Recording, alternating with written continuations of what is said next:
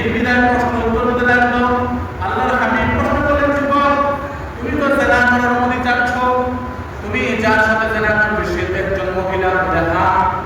যুবক আমার প্রশ্ন হলো, তোমার মায়ের সাথে যদি কেউ জেনা বিচার করে এমন অবস্থায় যদি তুমি দেখো তোমার কাছে কেমন লাগবে? যুবক চিৎকার করে, ইয়া রাসূলুল্লাহ, ইয়া হাবিবাল্লাহ, আমার মায়ের সাথে আমি কাউকে কখনো অন্যায় কাজ করতে দিতে পারি না। আমার বিশ্বাস পৃথিবীর কোনো লোক তার মায়ের সাথে খারাপ আচরণ করতে দিতে পারে না। আল্লাহর হাবিব আবার প্রশ্ন করলেন, যুবক তোমার বোনের সাথে যদি কেউ জেনা করে তুমি তা কেমন করে দেখবে, তোমার কাছে তা কেমন লাগবে? যুবক বললেন, ইয়া রাসূলুল্লাহ, ইয়া হাবিবাল্লাহ, আমার বোনের সাথে আমি কাউকে জেনা করতে দিব না। আমার বিশ্বাস পৃথিবীর কোনো যুবক তার বোনের সাথে কাউকে জেনা করতে দিবে না। আল্লাহর হাবিব আবার প্রশ্ন করলেন, যুবক তোমার স্ত্রীর সাথে যদি কেউ জেনা করে তা তোমার কাছে কেমন লাগবে? যুবক বলল, তা আমি কখনো দিব না। আল্লাহর হাবিব আবার প্রশ্ন করলেন, যুবক তোমার মায়ের বোন যিনি খালা, তোমার খালার সাথে যদি কেউ জেনা করে অন্যায় করে তা তোমার কাছে কেমন লাগবে? যুবক বললেন, আমি তা কখনো হতে দেব না, তা আমার কাছে ভালো লাগবে না। আল্লাহর হাবিব আবার প্রশ্ন করলেন, যুবক তোমার বন্ধুর সাথে তোমার কন্যা সন্তানের সাথে যদি কেউ জেনা করে ব্যভিচার করে অন্যায় করে তোমার কাছে কেমন লাগবে? যুবক চিৎকার করে, ইয়া রাসূলুল্লাহ, ইয়া হাবিবাল্লাহ, আমি তা কখনো হতে দেব না এবং আমার মায়ের সাথে, আমার খালার সাথে, আমার ফুফুর সাথে, আমার বোনের সাথে, আমার স্ত্রীর সাথে, আমার সন্তানের সাথে আমি কাউকে জেনা ব্যভিচার করতে দেব না।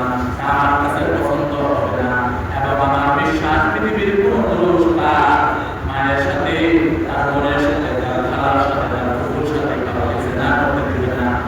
যুবকটি যখন এই প্রশ্নের উত্তর দিলেন, আল্লাহর হাবিব বললেন, যুবক তোমার মায়ের সাথে জেনা করলে তুমি যেমন কষ্ট পাও, তোমার বোনের সাথে জেনা করলে তুমি যেমন কষ্ট পাও, তোমার মায়ের বোন খালার সাথে জেনা করলে তুমি যেমন কষ্ট পাও, তোমার স্ত্রীর সাথে জেনা করলে তুমি যেমন কষ্ট পাও, তুমি যার সাথে জেনা করছো কিংবা যার সাথে জেনা করবা সে তো কারো মা, কারো বোন, কারো খালা, কারো ফুফু, কারো দিদিনা। তাহলে তুমি কেমন করে জেনা করবে? তুমি যার সাথে জেনা করবে সে তো কারো মা, কারো বোন, সে তো কষ্ট পাবে, তাহলে তুমি কেন জেনা করবে? যুবকটি মস্তক নত করে দিলেন।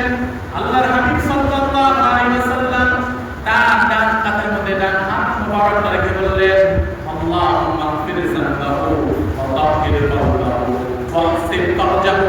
আয় আল্লাহ, তুমি আমার এই যুবকের সব গুনাহ মাফ করে দাও, তার জীবনের সব গুনাহ মাফ করে দাও, তার কলবটাকে তুমি অন্তরটাকে পরিষ্কার করে দাও, ওয়া হসিব ফারজাহু, তাকে তুমি সর্বদাই সকল খারাপ কাজ থেকে ফিরিয়ে দাও।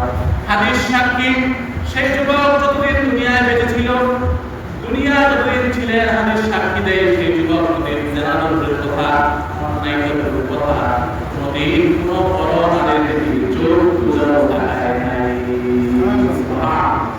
আল্লাহর হাবিবের কয়েকটি প্রশ্নের মাধ্যমে যুবকটি পরিবর্তন হয়ে গেলেন, কিন্তু পরিবর্তনই হয় নাই। যুবক কোনদিন বড় আলেমের দিকে চোখ তুলে তাকায় নাই। তাহলে আমাদেরকে হাদিসের থেকে শিক্ষা দিতে হবে, আমরা যখন আমার ভাইকে কেউ আঘাত করলে আমি কষ্ট পাই না, আমার বোনকে কেউ গালি দিলে আমি কষ্ট পাই, আমার বাবাকে কেউ গালি দিলে আমি কষ্ট পাই, আমার সন্তানকে কেউ জুলুম করলে, হক নষ্ট করলে আমি কষ্ট পাই।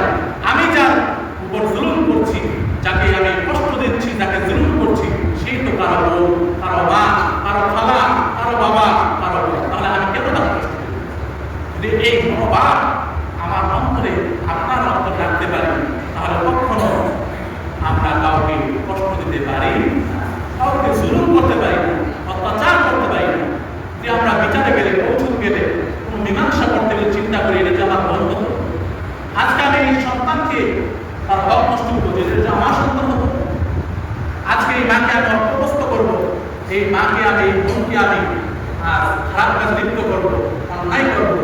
আমার ঘরে তো একজন আছে, আমার ঘরে আছে একজন আমার বোন, যদি আমার বোনের সাথে, আমার মায়ের সাথে কেউ অন্যায় করে, আজকে আমি এই বাড়িটাকে সুযোগ পেয়ে ক্ষমতা না করে তাকে আমি মারধর করলাম, জুলুম করলাম, ছিনিয়ে নিলাম, কিন্তু আমার সাথে যদি কেউ করে আমার কাছে বললাম, যদি এই মনোভাব আমাদের ভিতরে আমরা আনতে পারি, তাহলে প্রকৃতপক্ষে মুসলিম হতে পারবো, প্রকৃতপক্ষে মানুষ হতে পারবো।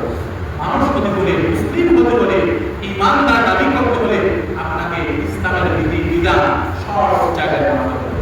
শুধু মসজিদে মানবেন ইসলাম আর ইবাদতখানায় না।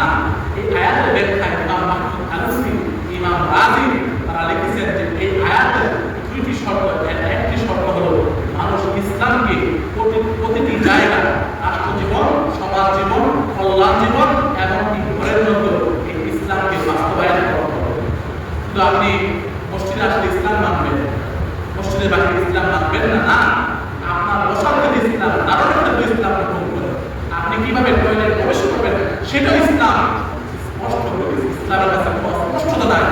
ইসলাম এমন এক ধর্ম যেখানে অস্পষ্টতা বলতে কিছু নাই। ইসলাম এমন এক সুন্দর ধর্ম যেখানে স্পষ্ট আছে। শুধু স্পষ্ট নয়, ইসলাম দর্শন করলে দুনিয়ায় যেমন কল্যাণ, আখিরাতে মুক্তি পাওয়া যায়। আল্লাহ রাব্বুল আলামিন আমাদেরকে কবুল করুন, মঞ্জুর করুন। ইসলামের পথে, ইসলামের হুকুম আহকাম মেনে চলার তৌফিক দান করুন। আল্লাহুম্মা আমিন।